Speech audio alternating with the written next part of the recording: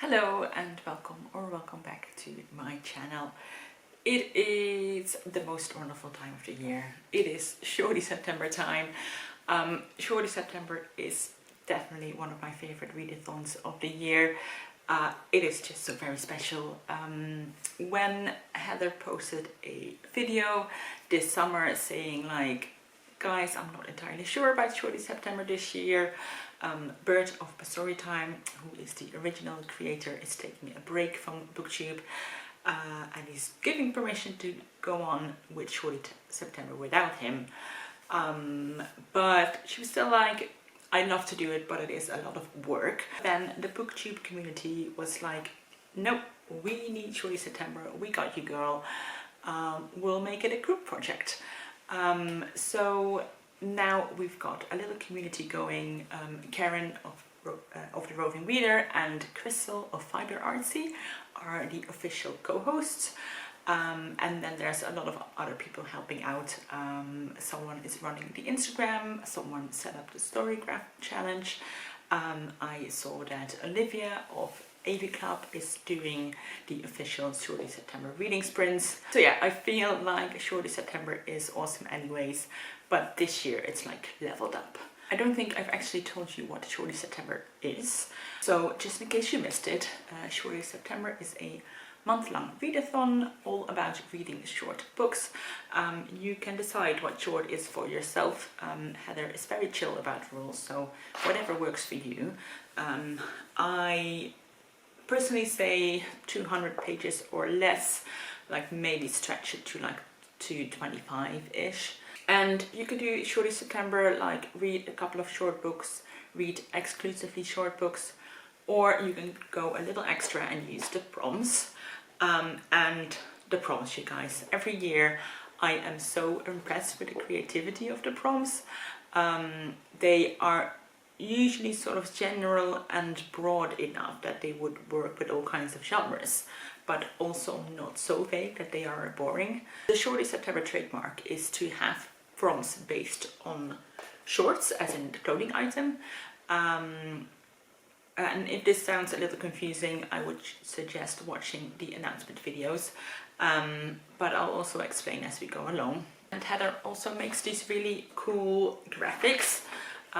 This year we have this prompt sheet, which is inspired by the secret notes you would pass on in class, and like every prompt is a little doodle.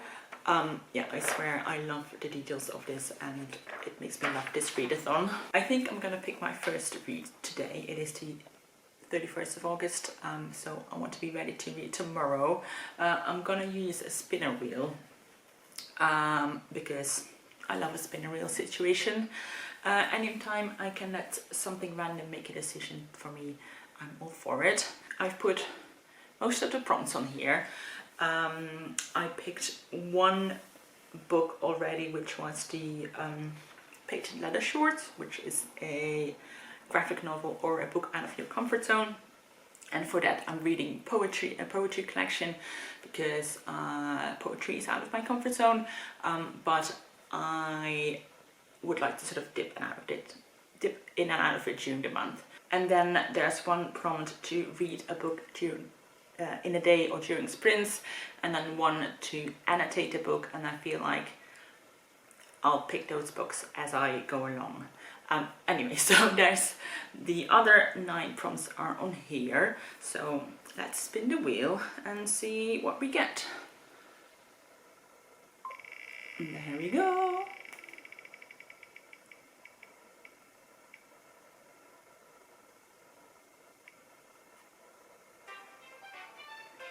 What does that say? Half and half shorts. Oh, that is a great one. That is read a book and then watch the movie. And the book I had in mind for this was A Room with a View, which I have read before, but I've been really keen to reread it, and I'm also really keen to watch the movie of that. And I feel like it is a kind of a bird kind of movie, maybe, I don't know, but I'm very excited to have that as my first book for Shorty September. I'll catch up with you when I've read some. I'm still reading A Room with a View. I'm not quite finished, so I won't talk about this right now. But what I did want to talk to you about was some other projects I've been working on. I have been inspired by Lizzie and Ruby, who did All Done August, to like work on all their fiber arts projects, and I have two that I've been working on for a very long time, and I just wanted to show them to you right now, and tell you on the record that I want to have them both finished by the end of the year. So first of all, I've got this embroidery cross stitch, which I've been working on since the end of 2019. So like I said, a very long time. This is not like 5 years of work. I've had this like set away in a drawer for like a year at a time, and then I would pick it up and you know, work on it for a couple of weeks and then put it in a drawer again. But now I am determined to finish it this year. Like this is like half of the pattern, I guess, and I'm finally past the crease, which was annoying me a lot, so that's good. And I think for Shorty September, you can see like it has like the sky, and then there is going to be the fields at the bottom, and I think I can finish the sky in September. So that's one. And then I also have this this crochet blanket,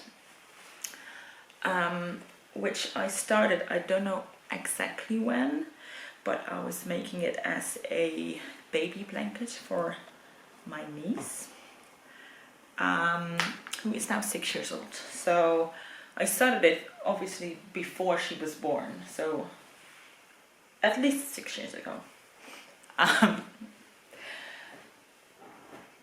And obviously when I started making it, it was going to be smaller because she was just a baby, but now she's older and I have to make it bigger, and I'm almost sort of at the right size, I think. So it just needs a couple of more rounds of crochet, and then I need to like wash it, and I think it's called blocking, when you sort of like shape it and it gets the right shape, and then it should be finished. I am really hoping to do that before the end of the month, because I am also going on a like a little weekend away with my niece and my sister and you know, the family. So it'd be nice to be able to give it to her then. So yeah, that's a little interlude to say that I'm going to be working on that as well, and making sure that it's on the record and you can hold me accountable. I have finished my first Shorty September book. It took me nearly a week, and I still need to watch the movie to complete the prompt, but whatever. I read A Room with a View by E.M. Forster. This is a classic, considered a classic, I would think. It was first published in 1908, so that's a good while ago. In this book we have Lucy. She's a young English woman. She's traveling to Italy for the very first time, and with her is her cousin Charlotte, who acts like a chaperone. And when she's in Italy, she meets a bunch of different people, and for the first time in her life she kind of meets people who are different, who think differently from the people she knows back in England. And yeah, she just has this taste of a kind of freedom that she hasn't experienced before. And also she has a little smooch with this guy named George. And then we get back to England, and Lucy gets engaged to Cecil, who is very sophisticated but also really snobbish and kind of patronizing towards Lucy. We don't like him. Meanwhile, Lucy is like, maybe getting engaged wasn't the best idea. I'm still thinking about Italy all the time, but you know, society.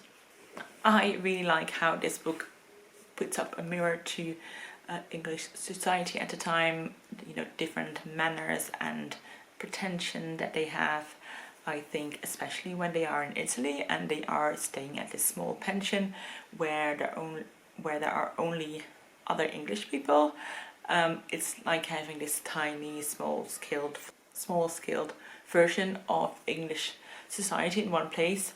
And I think those scenes are really funny in a gossipy kind of small town kind of way. You know, when they go on outings and, you know, the silliness on how it's important who sit next to who, for example. I really like that sort of social manners aspect of it. I think the book can get a little bit too obvious sometimes in what it's trying to say. Like, all the characters are kind of representing an idea, like Charlotte, she represents propriety, George represents freedom and sincerity, Cecil represents snobbery, and so the characters can feel a little bit flat sometimes, and it's a little bit like, okay, we get what you were trying to say. Lucy is obviously torn between George and Cecil, but it's also no contest at all. I would have loved if both George and Cecil were a little bit more grey, had a little bit of each other's characteristics, so there was a little bit more tension. Also, like, yeah, I didn't like Cecil, but wasn't rooting for George either. I just wasn't really super passionate about this whole love triangle, and I also didn't really like that not choosing either man wasn't really an option back then. So yeah, it kind of felt a little bit dated in that way.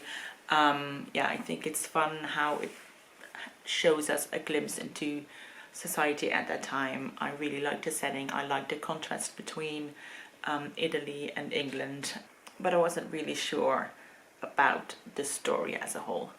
Yeah, I am really looking forward to watching the movie. I think that's gonna be really, really good.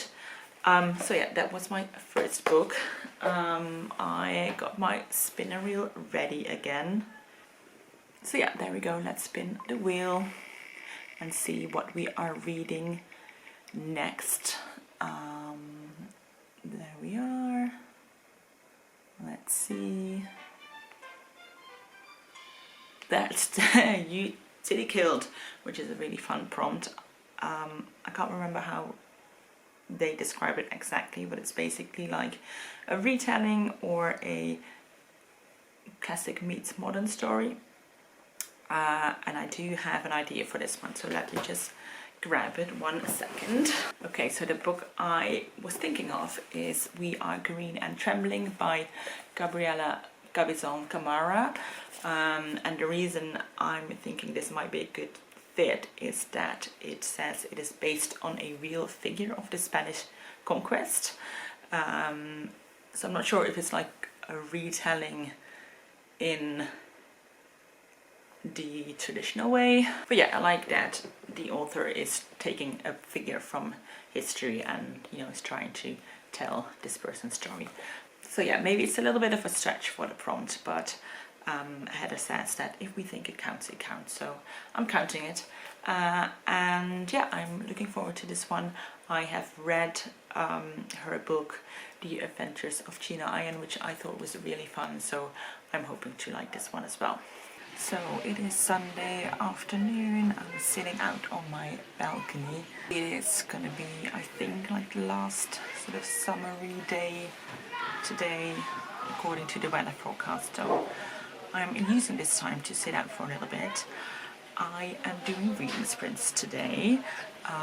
One of the prompts for Shorty September is to read a book during sprints or in one sitting, so that's what I'm doing right now. I randomly picked out a book.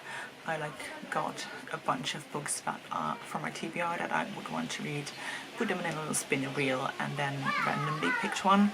And the book I'm reading is Het kleinste gemene veelvoud, or the English title is I think the lowest or the smallest common denominator by Pirko Saisio.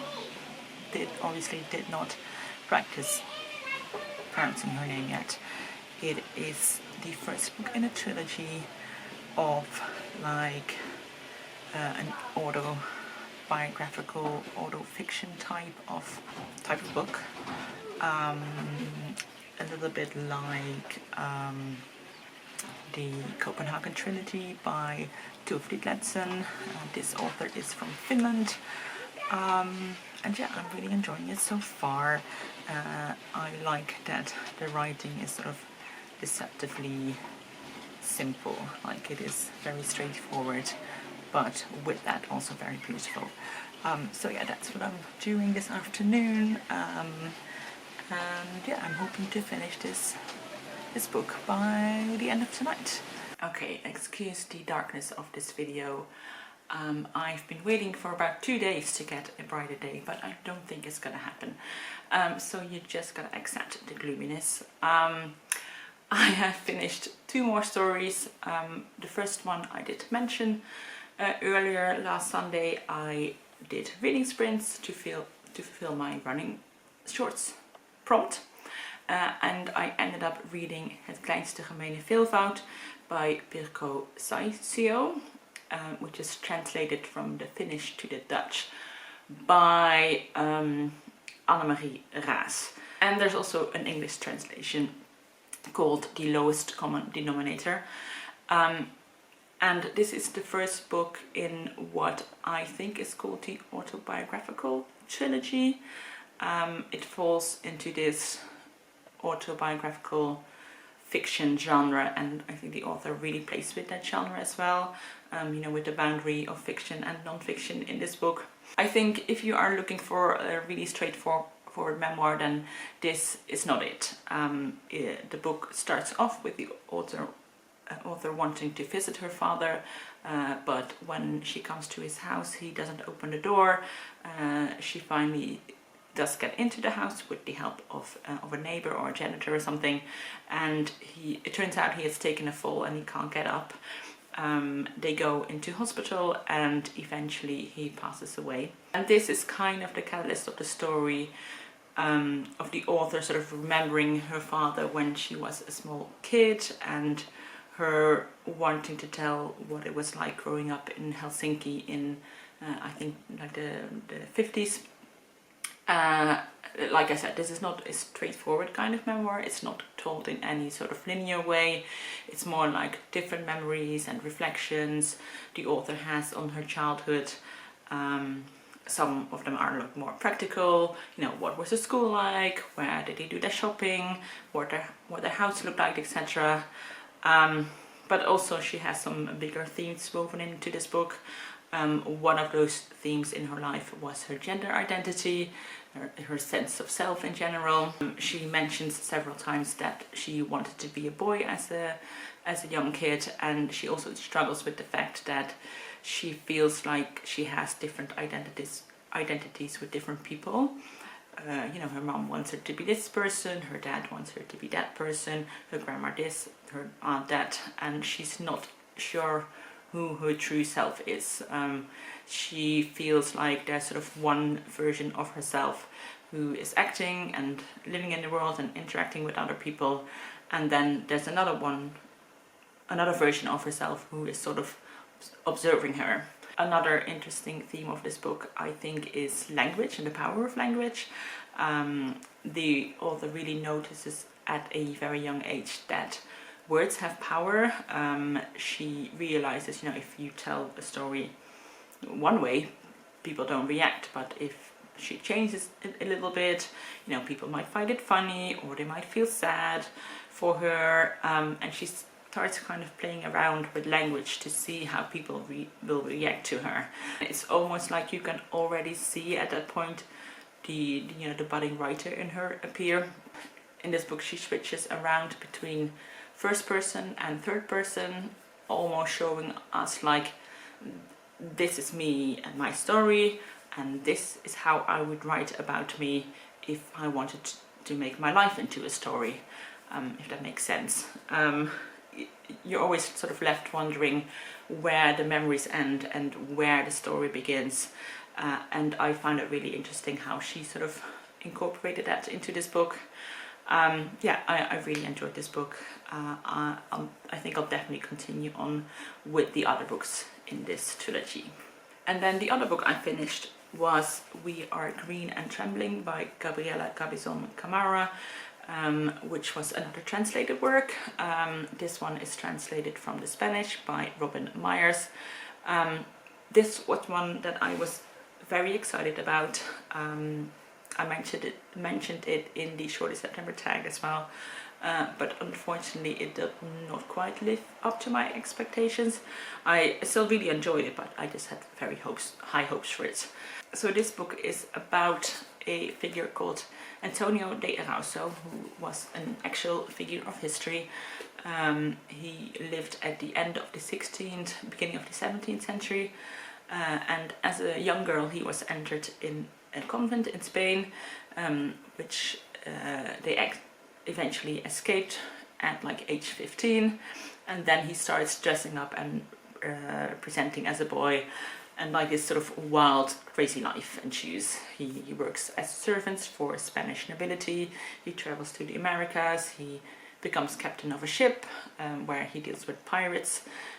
He was a conquistador who colonized a lot of land from Native Americans in, what would now be, I think, Chile or Argentina. And in this book we sort of find him when he seems to be living in the jungle. He has just deserted the army, and then there's two other, let me just check if to get this right, two other Guarani girls who he has rescued from slavery, and he's just trying to survive, and he is also most of the time writing this letter to his aunt, where he is basically just telling her what his life has been up to until that point and how he got into the situation that he is in now. And the thing I found really difficult with this book was to keep track of the plot. The writing in this book is very rich and very ornate, like on a sentence by sentence level. It's very beautiful, but I also found it really hard to focus on and follow along with the bigger story. I just really felt like I lost the thread of the book really early on and never quite managed to pick it up again. So I spent most of the time in this book enjoying the words, but not really having a clue what's going on. And I feel like when that happens, even though this book is under 200 pages, it still felt very long. One of the themes I did pick up on in this book was the theme of religion and morality. Antonio in this book spends a lot of time trying to explain the concept of God to the two girls who are with him, and trying to explain good and evil. He tells the Christian creation story, and the more time he spends with these girls who are very curious and inquisitive, the more he realizes that he can't really answer them in any satisfactory way, and he starts questioning his own belief. The way he describes hell to these girls is sort of exactly the place that the Spanish have created when colonizing the Americas, and he's sort of shifting to a more spiritual approach, especially in his connection to nature and seeing the jungle as a sacred place. Yeah, I do feel like there's a lot more layers to this book, but just because I had such a hard time to grasp the plot of the book, I had a really hard time to grasp other things like the themes of this book and the character development. I feel like it has all of that, but it just kind of glipped through my fingers. So yeah, that's that one. This was my Utility Killed prompt. So a book that is a retelling or traditional traditional meets modern, and I think it does fit for that. So yeah, let's pick another book to read. Let's spin for our next book.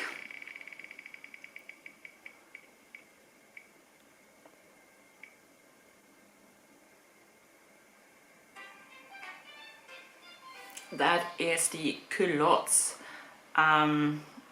which I think is a book that looks like one thing but is actually another, and I have something in mind for this, so let me grab that. I'm thinking of reading Little Blue Encyclopedia by Hazel Jane Plant. Obviously it's kind of difficult ahead of time if a book's not going to be what you think of it, because usually you only discover that when you read it. But this book is described as a glorious genre-fucking book, and I feel like anything that's sort of genre bending or, you know, kind of hard to define will be a good fit for this. So yeah, I'm very excited to read this one. When I show this in the book haul, I know that Lizzie of Lizzie's Literary Life has commented that she really loved this book, so I'm looking forward to reading this.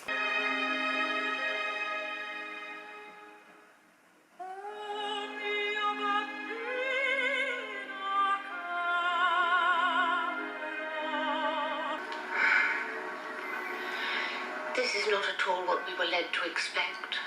I thought we were going to see the Arno. The Signora distinctly wrote, south rooms with a view and close together, instead of which she's given us north rooms without a view and a long way apart.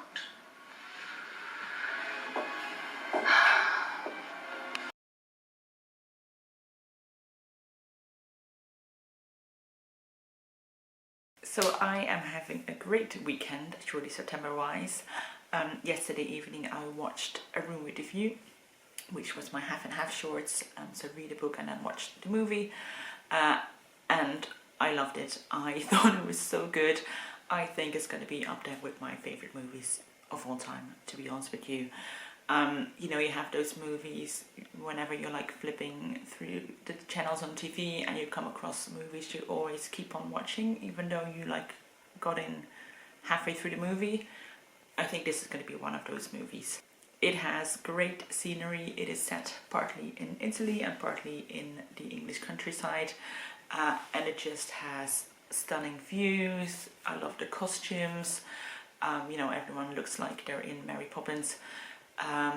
Also could just watch this entire movie just for Helena Bonham Carter's hair alone. Just visually this movie is stunning. It has a great soundtrack as well. The music is beautiful. So yeah, just that, it's lush. The movie stays pretty faithful to the book as well, which means there's a lot of scenes of British people being weird on holiday and British people being weird in their country houses. It just makes it feel really genuine, because most of the time they're just being awkward and kind of blundering through life, and it's just really endearing. It has scenes of Maggie Smith and Judi Dench walking through Italian towns, being tourists, which I love. Yeah, it was just brilliant. I really loved it. I think it's a case where they took the source material and just really ran with it, and I think it was really good. And then I also had my first 5-star read of Shorty September, which was Little Blue Encyclopedia for Vivian by Hazel Jane Plant. And this was just the most original, sad, meaningful, thought-provoking book I've read in a very long time. It's about a trans woman whose best friend Vivian, also a trans woman, has recently passed away, and she and Vivian's sister are cleaning out her apartment and like going through her stuff, and you learn that Vivian had a thing for encyclopedias, like she had one where she would make notes in the margins and add her own entries and stuff. And she also loved this fictional TV show called Little Blue, which she and our narrator would watch together. So what the narrator of this book decides to do is write an encyclopedia on the TV show Little Blue, where she basically writes about each character on this TV show in alphabetical order. So that's what this book is, and then in between the narrator talks about her own thoughts on this TV show, what it meant to her and Vivian, and about her friendship and relationship with Vivian. And of course this book is really sad. It's about someone grieving, it's about missing someone and remembering someone and thinking about the things she bonded over.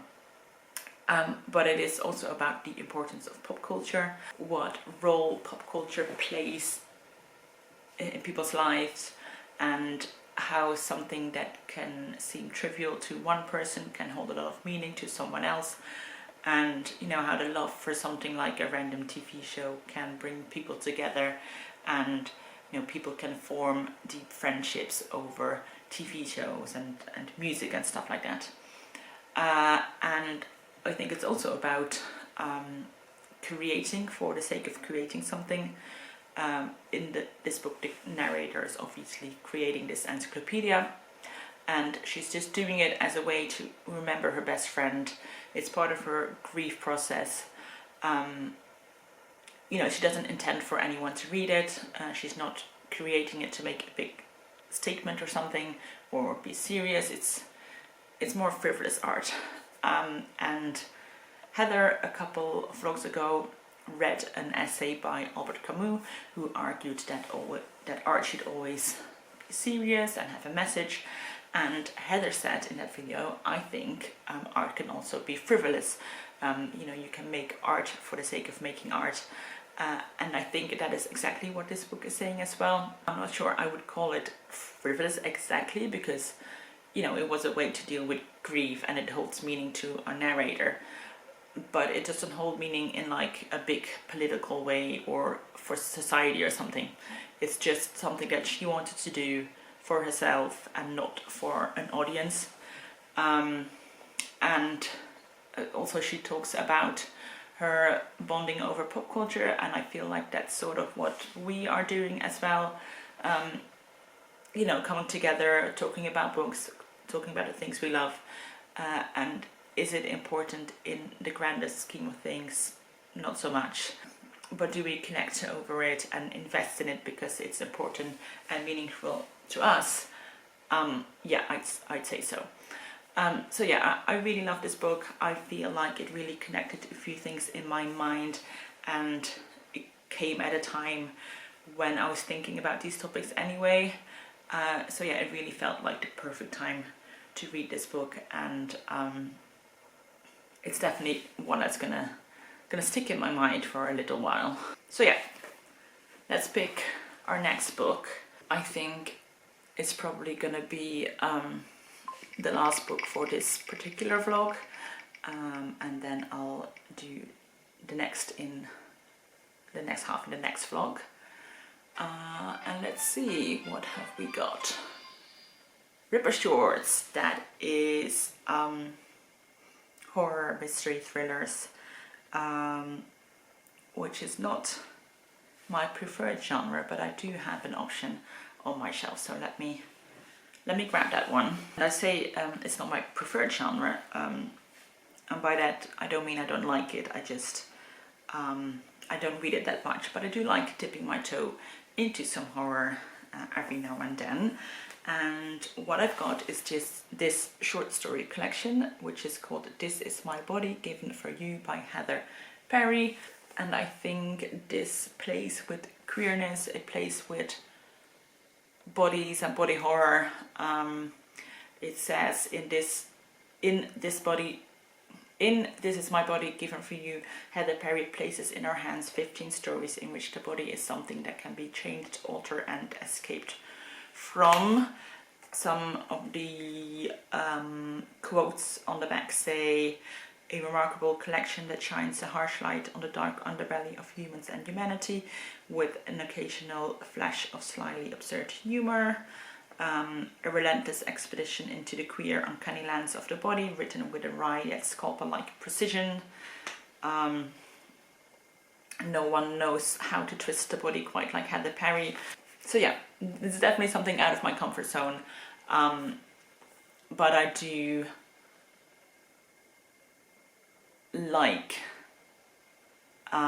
this sort of intersection of horror and queer literature, and how queerness is explored in horror fiction. So yeah. So I just wanted to show you my progress on this crochet blanket, because I think I'm done with like the main thing. There's a couple of things I still want to do. First of all, we've got like the border. I want to see if I can put some sort of border on it, because like this feels kind of flimsy, so I want to like find a way to put a border on it. I'm hoping Google will tell me something, otherwise I will consult a colleague who knows crochet. Then I'm gonna weave in all the ends, and then also, as you can see, this blanket is so wonky, and I'm hoping washing and blocking will fix at least some of that, but I'm not entirely sure it will. So yeah, I'm keeping my fingers crossed. But other than that, I'm really happy with this. I love the colors, and I think my niece will enjoy it. So I finished 2 more books for Shorty September. One was the book for the patent leather short prompt, which was to either read a graphic novel or something out of your comfort zone. Now I have a subscription to the Republic of Consciousness Prize Book of the Month Club, or they've recently changed the name of their prize, which I'm not sure about now. Anyway, every month I get a book from a small indie press from them, and this is one I got earlier this year. It is A Horse at the Door by Wadi Sadeh, a chronology of poems selected and translated by Robin Moger. So yeah, a poetry collection. And that is all to say that poetry is definitely out of my comfort zone. Also, I don't think this is a book that I would have picked up if I wanted to read a poetry collection. And yeah, I can't say I really enjoyed this. Now, because I rarely read poetry, I don't know how to review it. With prose, I can tell you what I like or didn't like about a book.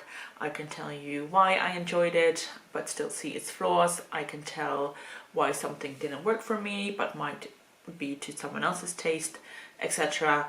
But with poetry, I just don't know. All I can tell you with poetry is how I reacted to it, and with this, my reaction was just kind of not there. I would read words, but they would hold no meaning. And I think with poetry, the point is to get some sort of reaction, whether that is sadness or joy or recognition or surprise, or just a simple, but with this, I got nothing. I can't tell you why. I don't know if it's me, if it's the poems, if it's the translation, but it just didn't do anything for me. So that's that. No one's any wiser about this book, but I did finish the prompt. And then I also finished This Is My Body Given For You by Heather Parry, which was my ripped shorts book. And this was good. This was really, really good. These were horror stories, and in particular horror dealing with bodies, altering bodies, changing bodies, stretching bodies to their limits. Some of these stories were just very gruesome, others were still disgusting, but in like an empowering sort of way. Yeah, I think these were just very well crafted stories. I think I've mentioned on this channel before that I do love a good short story, but they have to be crafted well, and by that it means there has to be some point to them. It needs to have an arc, a beginning, a middle and an end, and so many short stories don't have that. So many short stories are just vibes and thoughts and are just nothing. And in my opinion, a short story needs to have something happening, like something needs to happen in the story. And I think these stories do that really well. There is something going on in each of these stories, some really weird things in fact, and I think even though I'm not a big horror story, I feel like horror in short story form is something I can really get on board with. I also love how horror can address some really interesting themes. These stories are about ownership and agency of the body, about beauty and what we find attractive and what revolts us. It's about identity and a sense of self, and you know, with a lot of stories my first impression was like ugh, but then like there is some interesting conversation you are starting with this story, and yeah, I really enjoyed that. I think all the stories in this collection are good. There were some that stood out for me. There was one called The Bastard Octopus, which was about a man with 6 arms, and he worked as a prize fighter, because you know, when you have 6 arms it's kind of easy to beat someone up, but he hated his works, he hated his extra arms, and he tried everything he could to hide the other 6 arms. He would like only train the muscles of his other 6 arms, bind the other arms down, and then finally getting to some more desperate measures. There's another story called the Island, something like the Small Island or something, where a girl is left at an island by her community. On that island everyone has died, and at one point they go investigate, a group of people on a boat, including that little girl, and the girl is the one who sets foot on the island first. So she walks around and she comes back to the people on the boat and say there's probably some kind of plague, and then they're all like, well, you're probably contaminated now, so we're off, goodbye. So she's left on this island with nothing, no food or anything, and eventually she resorts to cannibalism. So she starts eating an arm from one of the dead bodies that are lying around, and next morning she wakes up and she has this one arm with really bulging biceps. So she's like, well, that's interesting, and she starts plotting her revenge by finding a sort of best of body parts pick and mix. And then there's one more story called A Meal for the Man in Tails, where you see a woman serving up this really elaborate meal, and the moment you realize why she's making this meal and who's at the table was so devastating. Like, it literally stunned me for a moment. So yeah, overall I think most of these stories are really gonna stick with me for a while, and you know, that doesn't happen very often with a short story collection. So yeah, very, very impressive. Yeah, I'm gonna end the vlog here and start a new video with the next prompts. My fiber arts projects are still in the works. I'm putting a border on the crochet blanket, and then it's just weaving in the end and blocking it, and I want that to be done before the end of next week. And then let me also show you the progress on my cross stitch. So there we are. My goal for the end of September is to be finished with the sky, and you can see we are starting some of the bushes there, but then like over here there's still some bit of sky left, but I think I can do it. And yeah, that is it for this video.